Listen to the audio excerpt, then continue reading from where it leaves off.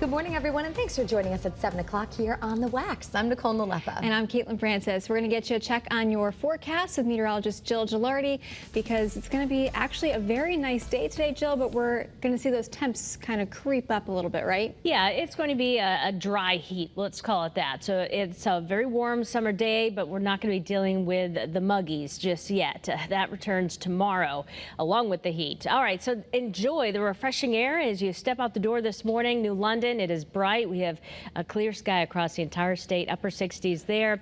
It has jumped up to 70 in Chester, 65 Hartford. Again, we had many locations very early this morning in the upper 50s, so it's refreshing. It was about 58 at my house. All right, let's take a look at the forecast the next 6 hours. You see that we will hit the 80s as we progress towards the latter part of the morning into the early afternoon. But going out for brunch or lunch, looking great. The wind speeds won't be as gusty today. Bright sunshine, just beautiful conditions, both inland, the shoreline, and the hills, topping off in the low 90s and upper 80s. Again, hot but not humid. And then we have tomorrow, the heat index 95 to 100. Threat for severe storms. I'll have more on that first alert weather day coming up in about 10 minutes. Caitlin? All right, thanks, Jill. Let's get you a check on those roads if you're getting ready to head out the door here this morning.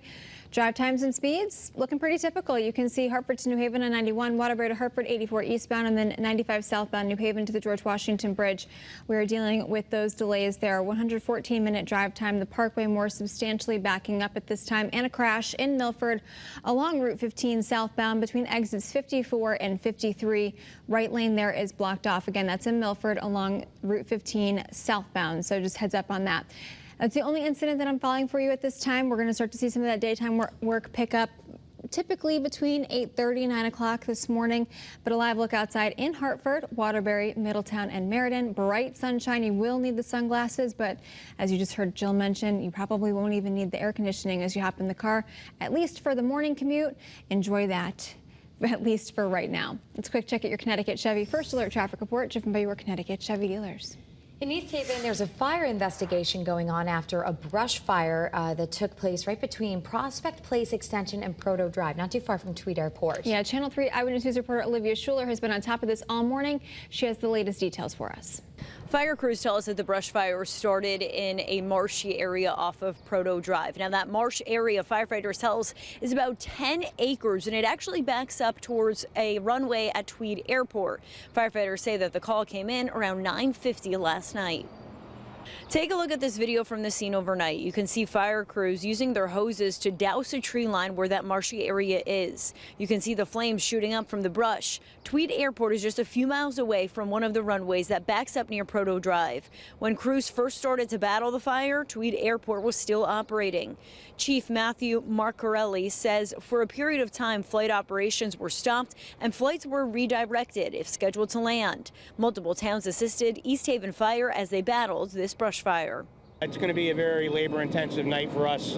We got many thousands of feet of hose laid out. So far, we got no reported injuries.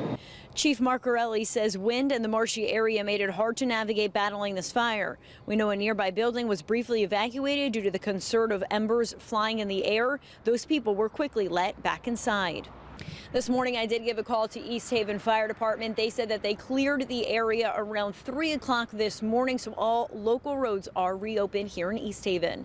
Any new information you need to know, you'll be the first to know. In East Haven, Olivia Schuler, Channel 3 Eyewitness News.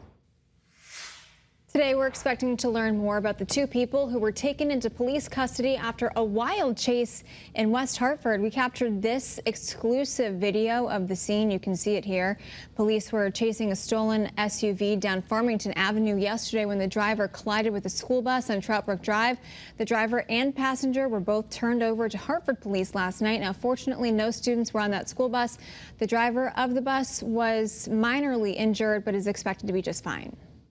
You must stay at least 100 yards away from them. Do you understand that condition? Yes. And a father from New York is sitting in jail after police say he tried to drown his 2 children in West Haven.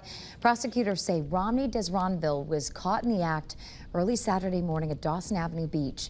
West Haven's mayor says that the children are still in pediatric critical care, but that they're both now breathing on their own. Desronville is being held on a $2 million bond and is ordered to not have contact with his children if he gets out. Police in 3 more Connecticut communities are investigating animal cruelty cases after pets were left to fend for themselves.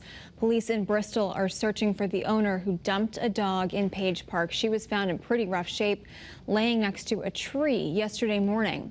In Hamden, someone abandoned this dog at Westlake Nature Center Sunday afternoon. That animal was just left there in the parking lot. Both dogs, thankfully, are expected to be just fine. And in Naugatuck, 6 cats were dumped from a vehicle at Fairchild Park in the brutal heat on Saturday. Anyone with information on any of these cases are urged to call police. Overnight, WikiLeaks founder Julian Assange made a stop in Bangkok on the way to the U.S., where he's expected to enter a plea deal with the government to avoid prison time. Assange has agreed to plead guilty to violating the Espionage Act. He was accused of illegally obtaining and sharing classified information about the wars in Iraq and Afghanistan on his WikiLeaks site, and he'll be appearing in a U.S. courtroom on the Northern Mariana Islands in the coming days.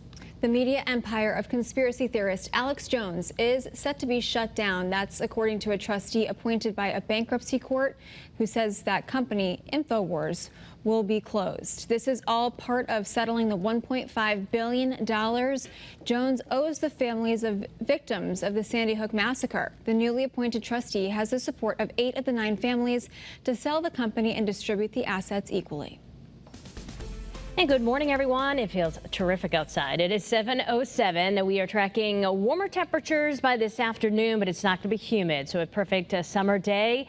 The heat index tomorrow, that's not pleasant at all. 95 to 100. That's how it's going to feel for several hours. We also have the threat for severe storms during the evening and early overnight hours. Certainly, we'll see some rain out of the system and maybe disrupting travel plans. First alert weather day is for tomorrow. And then after that, we're going to be trending cooler, less humid to end the week. So just one day of the yucky kind of feel to the air and storms returning. Live in New Haven, yeah, we have not a cloud in the sky. It's 71 degrees there. The dew points, they feel good. This is a great feeling air when those dew points are anywhere below 60 degrees. Temperatures are primarily in the 60s this morning. And as we head out, maybe you have plans to mow. I need to do some mowing before the rain gets here for tomorrow. You have very nice weather. Don't forget the sunscreen. Highs near 90 inland and low to mid 80s along the shoreline. I'll have more on that first alert coming up in about 10 minutes.